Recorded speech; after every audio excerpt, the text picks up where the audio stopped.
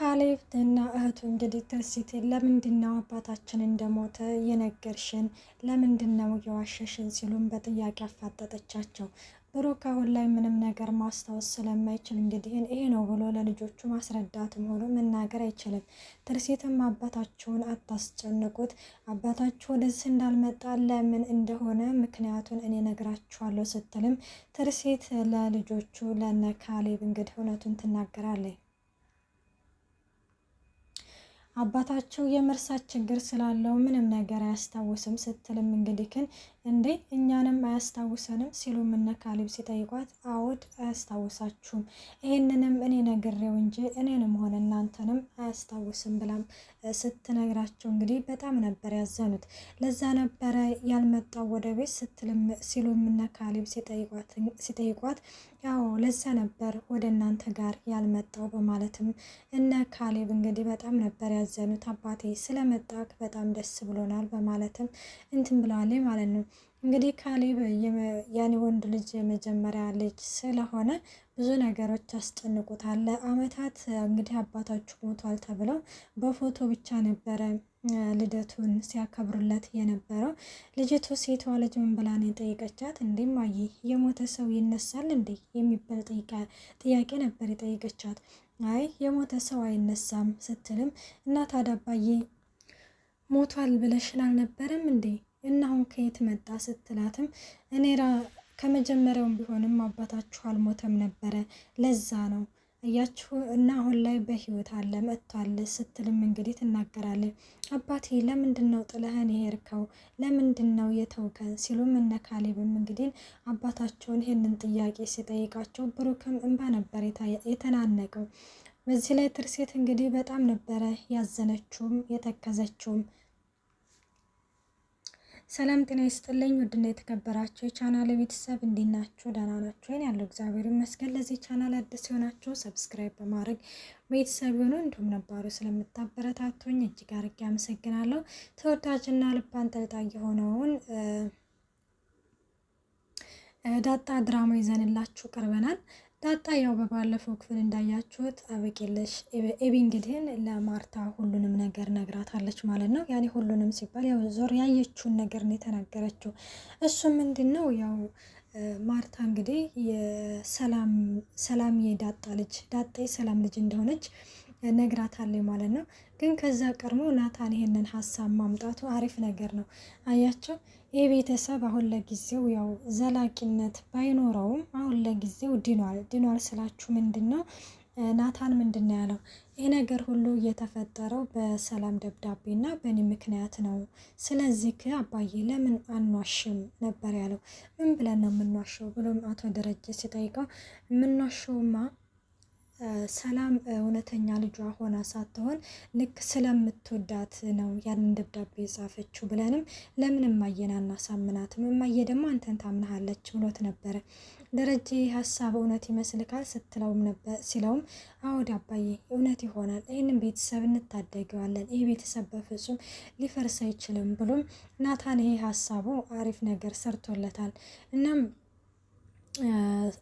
ማርታ እንግዲህ ኤቢ እማዬ እየዋሹሽ ነው፣ ሰላም እየተጫወተችብሽ ነው፣ አባዬ እየዋሽሽ ነው፣ ዳጣ የጓደኛው ልጅ ሳትሆን የሰላም ልጅ ናት ብላም ነበረ የተናገረችው። ይህ ጊዜ ማርታ አላ አይደለ ኤቢን ማመን አቃታት። አይ ይሄማ ቅዠት ነው፣ ይኸውልሽ ከዚህ ከቤት አትወጫትም፣ ከዚህ ከክፍል አትወጫትም፣ እዚሁ ነው የምትሆኛት እያለችም ከአንቺ ጋር ምን አጨቃጨቀኝ ብላ ለደረጀ ልትደውል ስትል እንግዲህ ሰላም ደወለች መሰለኝ። እንግዲህ ሰላም ትደውልላት ማርታ ትደውል እንጃ እርግጠኛ ባልሆንም በዛ አጋጣሚ እንግዲህ ሰላም ምጥ ላይ ነበረችና እኔ ምልሽ ሰላምዬ እንዴት ነሽ ምናምን ተባብለው እንግዲህ ሰላምታ ይለዋወጡና ማርታ ልትጠይቃት ነበረ እና ልትጠይቃት በነበረችበት ጊዜ ምንድነው የተፈጠረው?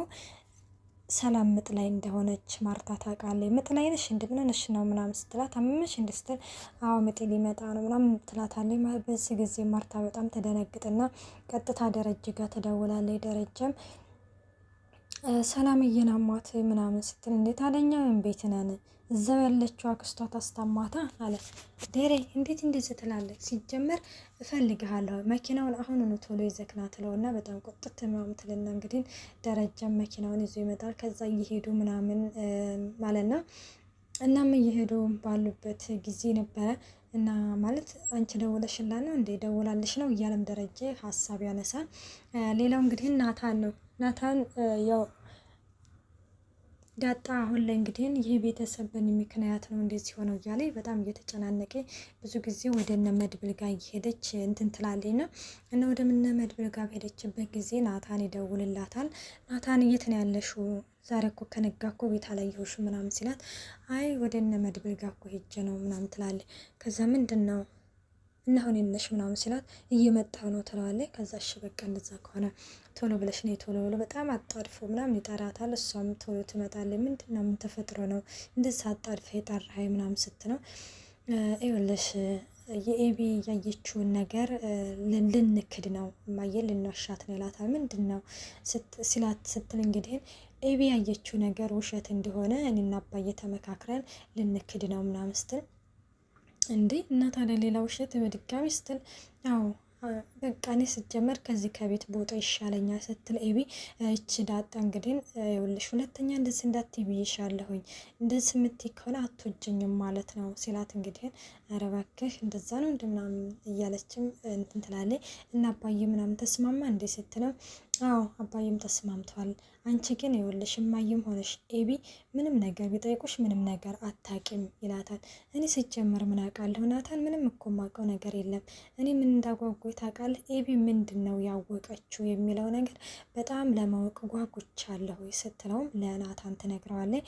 ናታንም እስቲ ንገረኝ ምናምን ስትለው እንግዲህ የምትወደኝ ከሆነ ምንድን ነው ኤቢ ያወቀችው ነገር ምንድን ነው የምትናገረው ሚስጥር ምንድን ነው ምናምን ስትለው ይሄ እንኳን ይቅርብሽ ምናምን እና እንደነገርኩሽ ነው በቃ ምንም ነገር እንደማታውቂ ምናምን ተናገር ይላታል። አንቺም የሲሳይ ልጅ ነሽ አባዬም የጓደኛው ልጅ ነች። በቃ ይሄ ነገር እንደቀጠለ ይሄዳል ምንም ለውጥ የለውም ሲልም ናታንም ይነግራታል ማለት ነው። እሷም እሺ በቃ ሲጀምር እኔ ምን አውቄ ምናምን ትላለች ማለት ነው። ከዛ እሺ ይባባላሉ።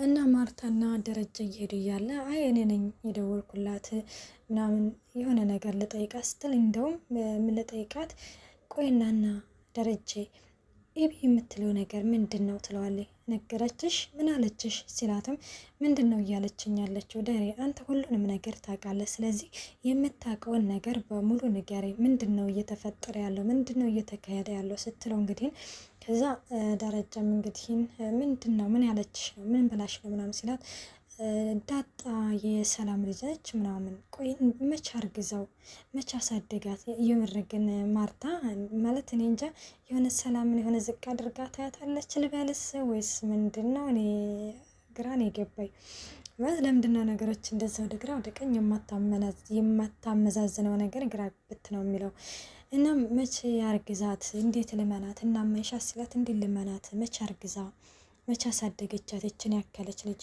ወይስ እኛ ጋር ሳትመጣ በፊት አይ ይሄማ አይሆንም ማለች እንዴ ቆይ ለምንድን ነው የማይሆነው አንድ ሰው ኦኬ እኔ እንጃ አሁን ቆይ አይሆንም ማለች ማርታ ለምንድን ነው የማይሆነው ወይ ሳትመጣ በፊት ወልዳት ሊሆን ይችላል ብላ እንኳን ትንሽ አልተጠራጠረችም አይሆንም ይሄማ ሊሆን አይችልም ለማንኛውም አለች ለማንኛውም ኤቢን አሁን ከክፍላ ታስወጣታለህ እኔ ነገሮችን ወደ ግራም ብዬ ወደ ቀኝም ሆኔ ነገሮችን ማገጣጠም በጣም ቀላል ስለዚህ ለዚህ ደግሞ ታቀኛለህ ምናምን ትለዋለች እና አሁን ቀጥ ብለህ እንዳው ወደ ሆስፒታል ምናምን ትለዋለች ማለት ነው። ደረጃው ሀሳብ ጭልጥ አለ በቃ ጭልጥ አለ አይደለም በቃ አሁን ተጭንቀት ወጣው ይስል በቃ ሌላ ነገር ይዞት ልም አለ እናም እንደዛ እንግዲህ ስትል ማርታ ደረጀ ንዳው እንጂ መኪናውን ትላለች። ከዛ እሱም እንግዲህ እሺ ምናምን ይባባላሉ እና ይነዳሉ ወደ ሆስፒታል ማለት ነው።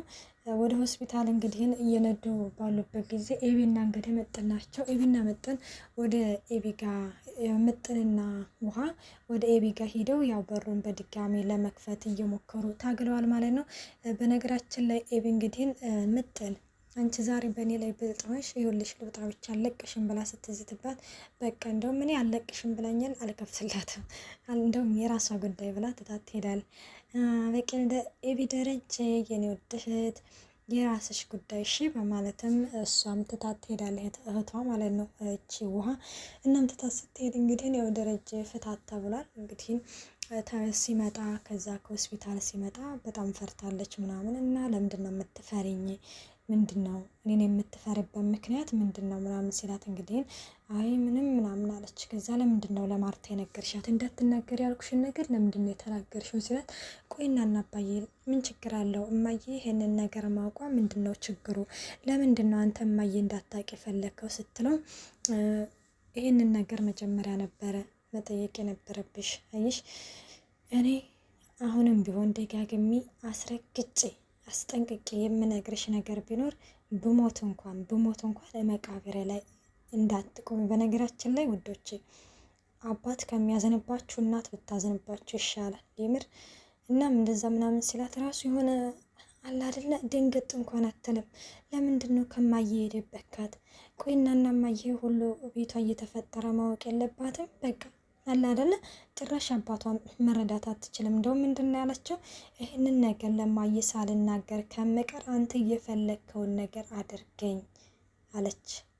ከዛ ከእንግዲህ በኋላማ ምንም ነገር አላደርግሽም፣ አንቺ እኮ ከቁጥጥር ስር ውጭ ወጥተሻል እኮ ከእንግዲህም በኋላ ህይወት ይቅጣሽ። አያችሁ የንግግር በነገራችን ላይ ከእንግዲህም በኋላ እኔ ሳልሆን ህይወት ይቅጣሽ አላት ደረጀ። በቃ ይኸው በሩን ከፍቼልሻለሁ፣ ለቅቄልሻለሁ፣ እንደፈለግሽ መሆን ትችያለሽ፣ ከእንግዲህም በኋላ አይመለከተኝም ስላንቺ ይላታል።